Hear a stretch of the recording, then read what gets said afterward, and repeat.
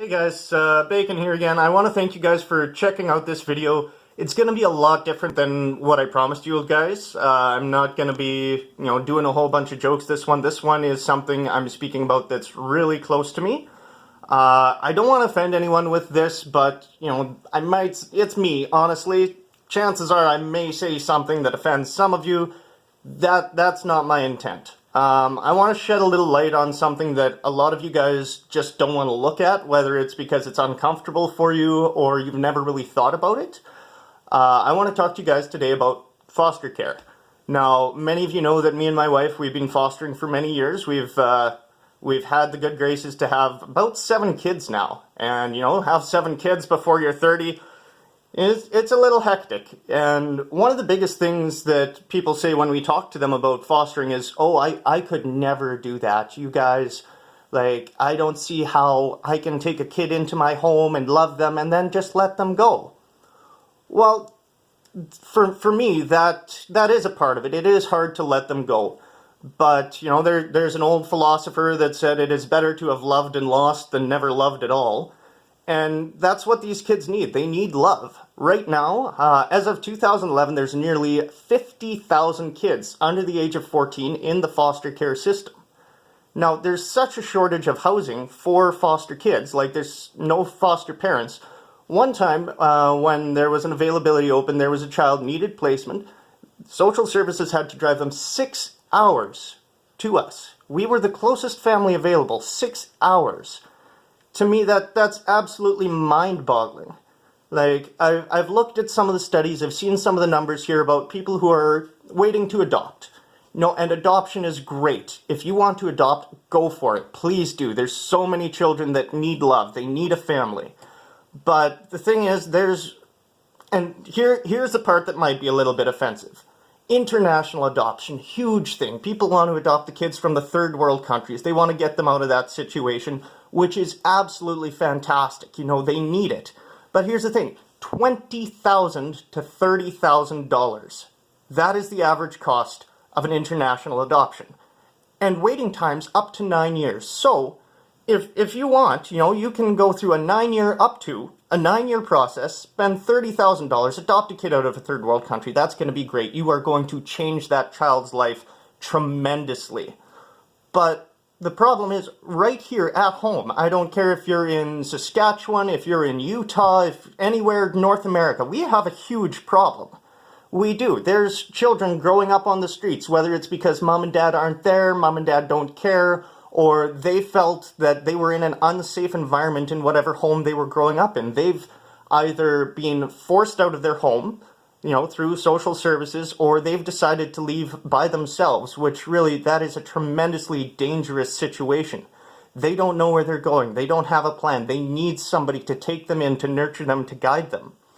Now, in Canada alone, the estimated infertility rate is 16%, which means there's a lot of people out there who probably, out of that 16%, they probably do want to have a family.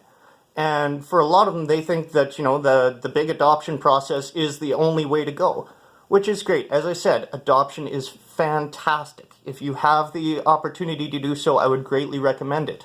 But there's so many people out there just overlooking the foster care system simply because they don't want to give up the children once they've fallen in love with them. And as I said before, that really is hard to give them up.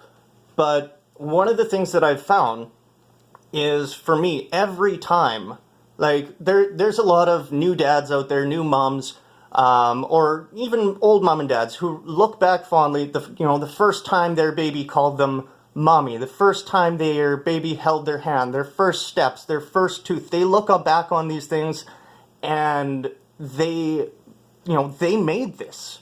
This is the most beautiful thing in the world that they did.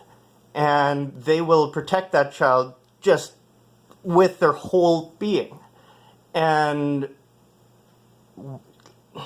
I'm kind of at a loss for words. I'm not the most eloquent speaker, especially when it comes to feelings.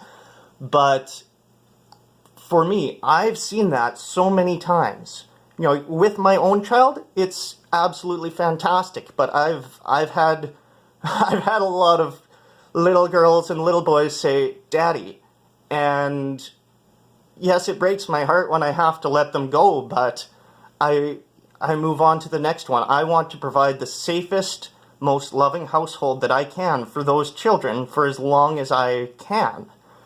And when they go on, whether they're getting adopted or whether they're going back to their biological family, I know that I have done all that I can to show them that they are wonderful, like that they are smart, that they are beautiful, that they can do whatever they put their mind to.